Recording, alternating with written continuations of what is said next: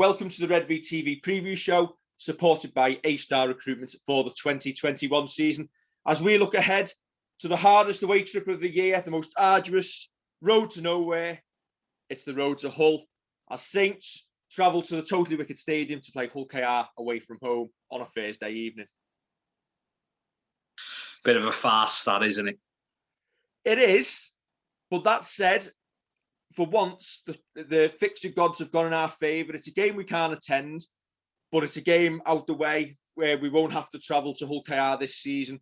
It's a horrible place to go. It'd be even worse on a Thursday evening. It'll save us petrol, it'll save us time, and it'll save us going through multiple diversions on the M62. That's one thing about COVID and the shutdown and the lockdown of the season that I have not missed, and that is them journeys in the dark, in the cold, to places like Hull KR. Yeah, coming via all the power stations in Yorkshire. Yeah, I miss. Remember that tour we did, Kevin? Remember the tour where the diversions all linked together, and it took us 2 hours to get to Gould services, and there was loads of Saints fans like zombies, and then we all looked at each other and went, "Oh, there's another diversion." I think we found a power station. I think we thought we were going to kip there that night, didn't we? Yeah, I think we passed a travel lodge at somewhere like Batley, and we were like seriously considering just booking a couple of rooms there and staying over rather than trying to travel. A couple of rooms? Not fun, I think I am. I'd pay whatever it takes. I've had your hairy feet in my face, Kevin, before I booked 2 rooms. Pretty much, yeah. That said, it's the Easter round of fixtures. There'll be no Good Friday game for the second year running. The weather looks nice this week. It's warmed up today. It's the day that we should all be out on the beers from 8 a.m. in the morning, having a breakfast in the Wetherspoons, and we've been denied it yet again. And let's hope that this is the last Good Friday game. Well, Good Friday without a Saints Wigan game, because do you know what? It's probably the biggest day in St Helens sporting calendar, and we're missing out on it once again. Yeah, fingers crossed. Hopefully the end's in sight, and as you say, we can get back to some kind of normality sooner rather than later, and including Good Friday next year, because I can't wait for it. Is that a blessing though, that the RFL and Super League have done the right thing and moved the likes of Saints Wigan back to later in the season where they'll hope to be able to get a crowd in? Yeah, probably so. That's it. You look at the games on TV and they always look better when there's a crowd in there, and trying to leave your bigger games till later in the season. I suppose it's a big balancing act of not just almost trying to devalue some teams. So the likes of your Hull KR and your Salford, and saying, well, your games against St Helens, Wigan and the likes don't matter. So it will be a big balancing act for that. But they probably have done the right thing. I think don't clubs kind of request an Easter fixture as well? So Saints and Wigan request that they play Good Friday. And there's no need to do that if they're not getting people through the turnstiles, not getting money for it, are they? So there's no point requesting it, to be fair.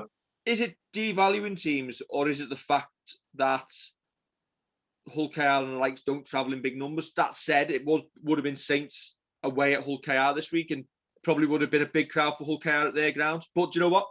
They're not getting the Hull derby, are they? So neither side are going to get benefit from the derby weekend. Yeah, I think when I say devalue, I just mean that the fact that we're kind of almost front loading with games where you wouldn't expect the biggest crowd to be at the Totally Wicked, or even over at Hull KR at Craven Park. You probably wouldn't be expecting them. So devaluing might be a little bit harsh, but listen, they're not front loaded in with bang, we're into the season with Saints Wigan, Saints Warrington, Saints Leeds. It's almost like, I don't know, would you call it a bit of a softer launch for the champions? Yep. Right, onto the squads then, Kevin. Look, the technology's working. Instantaneous. Good. Oh, right. So squad news. Lachlan Coote is in the 21-man squad, just as he was last week. Christian Wolf has revealed that he will likely play this week. And if he does slot straight back in, with Mark Percival missing out due to injury, does Jack Wellesby slot in at centre instead? I'd say so. I think he's the man in possession. It'll be unfortunate for Josh Sim as an out-and-out centre missing out, but I think Jack Wellesby is the right call. Seen a couple of people on social media saying isn't the reason we've signed Sione Matautia to cover at centre. Not necessarily, no. He's been spoken about more as a forward. And I think moving him, all of a sudden, you are reshuffling you big time, especially with Morgan Knowles missing. You want that big man, and Iggy Parsley's missing as well. So you want a big man up front. You need your pack to be dominant. We want to keep picking up the wins and picking up the win percentages we're currently on rather than points. So, yeah, I think Wellesby's the man in possession of a first-team jersey. I think he'll literally just get moved into that centre position. Yeah, I don't see Matautia moving either, especially given that we expect Morgan Knowles to be missing for 5 or 6 weeks. Matautia is going to get a run in that position just to keep the side in some sort of shape, isn't it? And I can't even think of the words. But there we go. It's gone out my head. But yeah, it's been a long day. Consistency to the team. Yeah, that is the word. Just like I am consistently bad at previous shows. But there we go. Now Iggy Parsley misses out. He was having a pretty decent debut last week. Obviously, he's only going to be missing for this week because of the concussion protocol. Who slots in on the bench instead of him?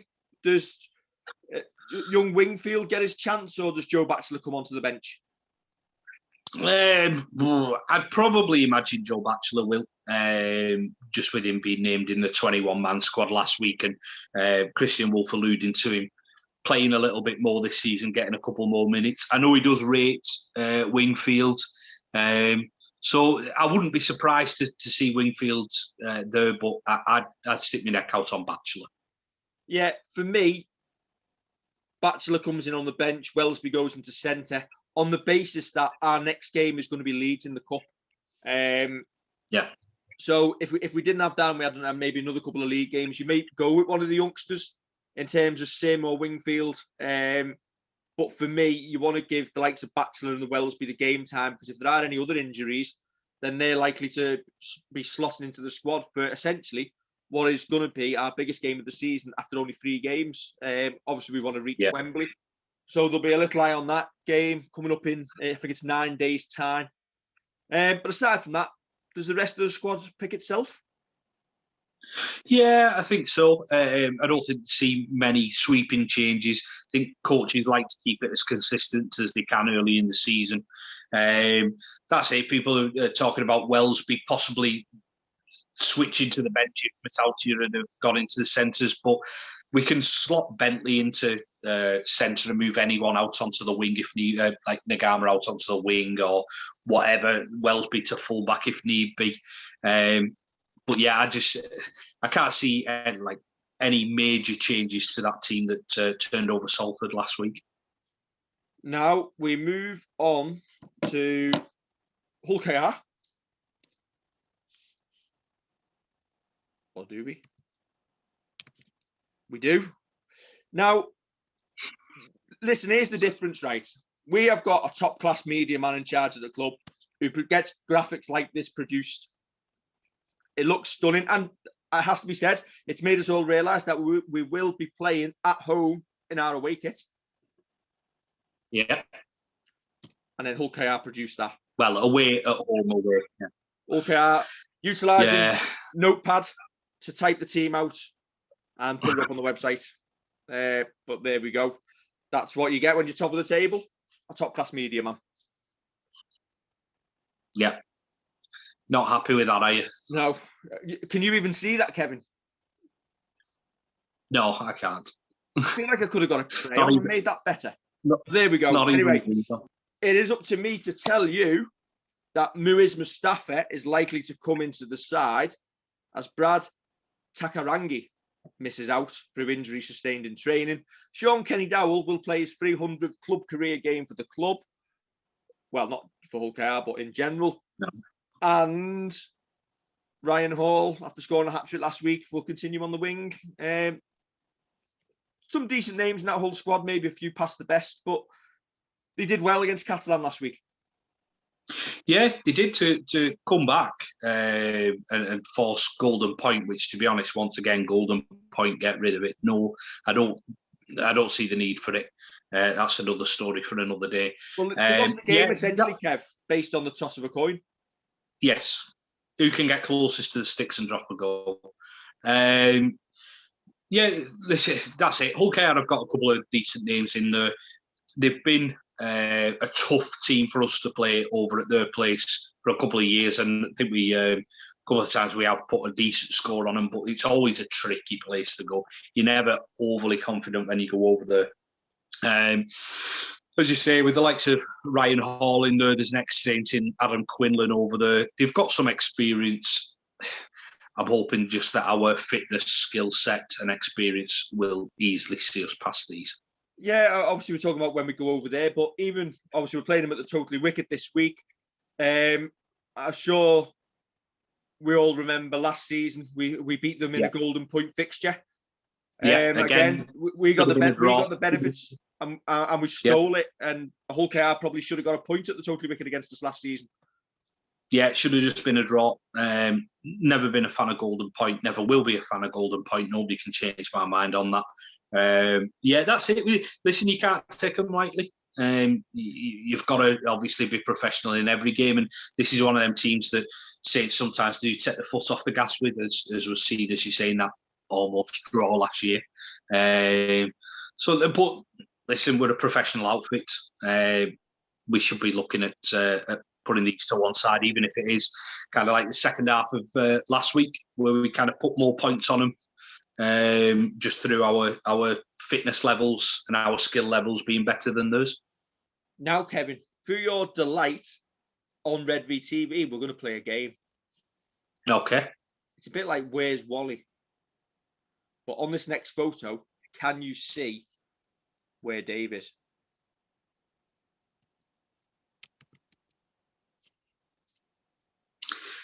You know what the surprise of that picture is? I've not. You're the one with the smallest head.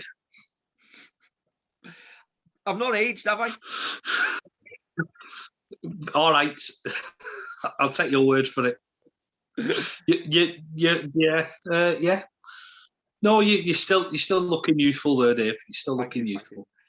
Obviously, I'm just trying to go for the Kyler Moore here. Do you know what? Kyler Moore is like Nostradamus. He was practicing his lockdown haircut 7 years ago, or 8 years ago. But obviously, I do put that picture up because this weekend is going to be the Mossy Musou round of Super League fixtures. Obviously, Mossy, a great servant for Saints in the couple of years he was with us.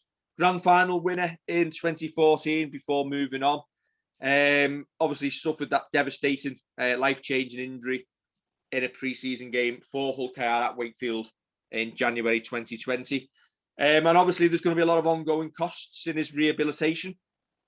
So this weekend, fans are invited to buy a virtual ticket, with all money raised going to the Mossy Musou Foundation, to hopefully help provide for his long-term future as he embarks on a journey back to Australia. But it has to be said, how amazing is it how far he's come so far, Kev? Yeah, that's it. When you see it was an innocuous challenge, didn't think too much of it. Like when you see it, you wouldn't think that what has happened to him would have happened just due to that. But as you say, in being able to kind of walk again, to the extent that he can now, and how far he's come, it's absolutely tremendous to see, isn't it? He's always one of them players who's got a smile on his face, one of them who looks to have a positive attitude at all times, and it's good to see for him. That's it. It's one of them unbelievable recoveries And just got to hope that he keeps getting better and better. And as you say, he's going back over to Australia, and when he gets over there, he can continue his positive outlook and have a good life over there. Yeah, there's not many Saints players that we've actually ever gone out a photo with, but I think we did on this occasion when we were at the club, just because Mossy was massive. And I think we wanted to highlight that, didn't we, at the time? Just how big he was. But even there, you can see bit of a gentle giant off the field, big smile on his face. So hopefully fans of all Super League clubs will get behind it this weekend. Yeah, hopefully so. That's it. I think he's one of them players that no fan will really hate. As I say, looks like a happy bloke at all times. So good on him. And if people can get behind him by texting and donating, then hopefully they can provide him with a good base for him to go back to Australia with. Yeah, and obviously I'll put the details there on the screen. If you text 70085 and 5 Mossy for £5, 10 Mossy for £10, 15 Mossy for £15, or 20 Mossy to donate to the Mossy Musou Foundation, I'm sure it will be gratefully received. Listen, we can't go to the games. You'd spend a £5 on a really dodgy pie and a flat beer, and that's before you get in the ground. Obviously, the catering at Totally Wicked is obviously fantastic, but do you know what? Yeah, you'd spend that at the bar, wouldn't you, Kev? Yeah, well, that's it. And you think, what does it hold? About 18,000, the Totally Wicked. If everybody, and I know everybody can't. You froze, Kevin. And even if everybody gave a £5 on 90 grand. What's that? You froze for a second, but yeah, we got what you said. Obviously, yeah, 18,000, £5 each, 90,000. Good maths. Yeah, exactly. Good sums. What's 5 times 15, Kevin?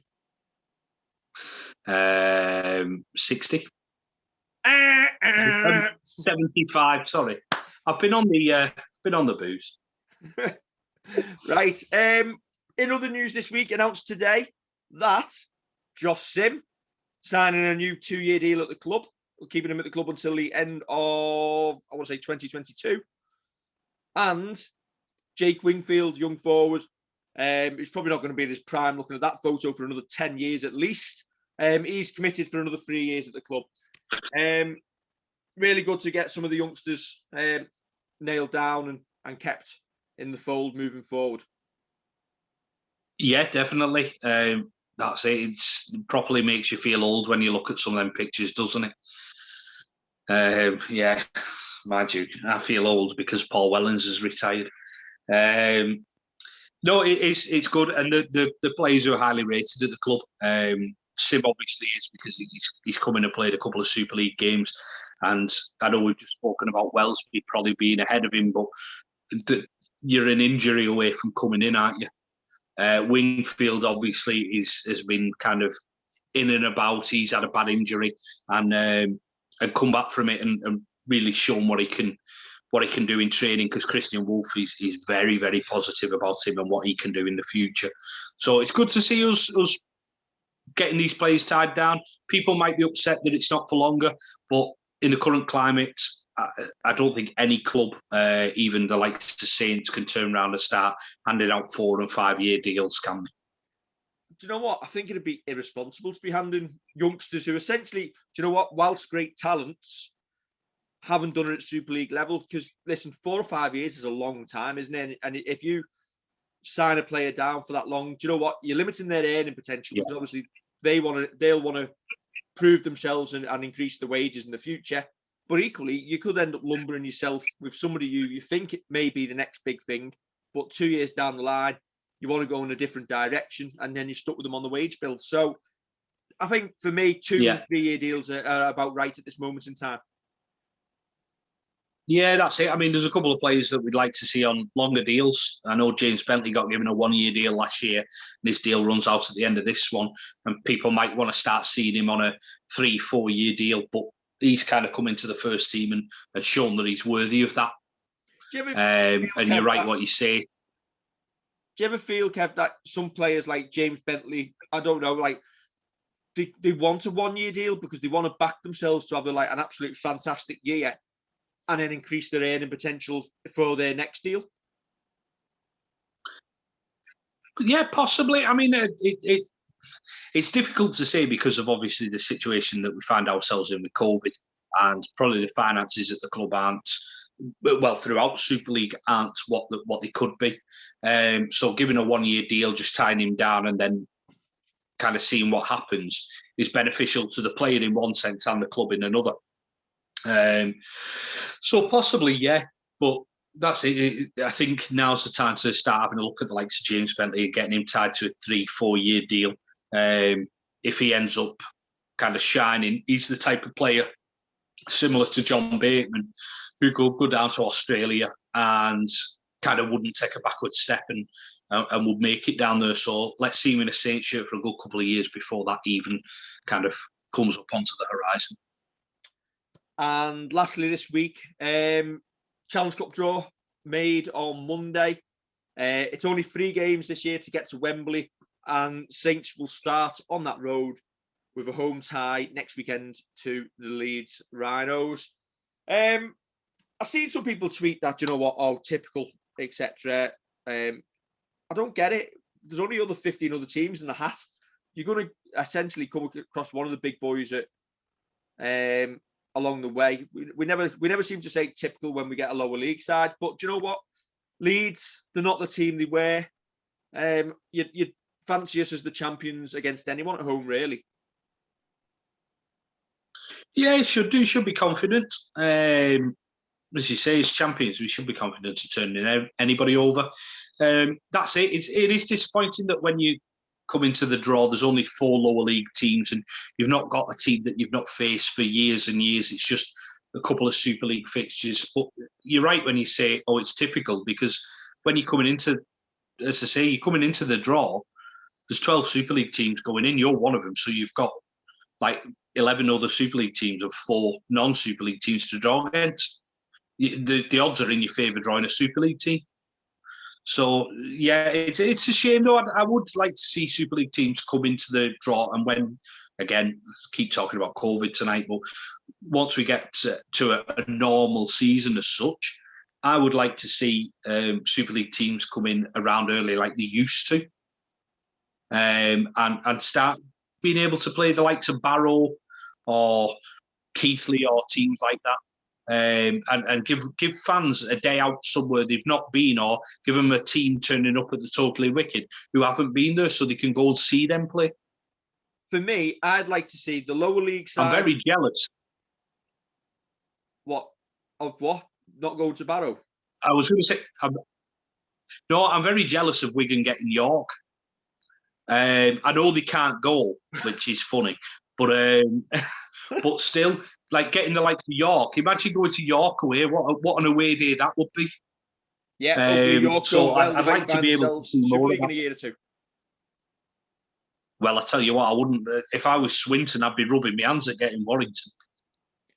Yeah, you'd fancy the chances. But what you say about the draw, Kev? For me, moving forward, I'd like to see in the Challenge Cup the lower league sides in one side of the draw, guaranteed a home fixture, and the big boys on the other side and having to go away to these lower league sides. It'll give them a bit of a payday, help sustain the lower leagues, and keep that pathway open, and give us all a day out to somewhere we don't normally go to. Yeah, it's an interesting thought. It's got its merits. I was going to say, these days, Kevin, we don't go anywhere, so there we go. No, exactly. Hopefully, COVID regulations allowing, we will not be too far off being able to actually meet up in person and record one of these. As it is, sorry. As it is, Zoom is doing its job, and we thank Zoom for that. But yeah, are we going to end up with Zoom over the top? Start here. I'd like to find Tiso for the watch. Tiso for the watch. We stuck to us guns. God, you can tell how old we are, can't you? All the kids are watching this going, I know, yeah. what are they on about, Dad? What? Okay, predictions for this week. Saints by 24. 32. And see how much out your first try. I'm going to say that every single week until he doesn't. You're just sticking with that, aren't you? I'm rolling with it. I'm rolling with it. Right, we will return on Thursday evening, late on, for the instant fan reaction. Let us know in the comments below who you fancy this weekend, what score you think Saints will be, and even your first try scorer. Don't forget to like, share, and subscribe, and we'll catch you very, very soon for another episode of Redvee. Catch you later. Cheers. You've changed, Kevin.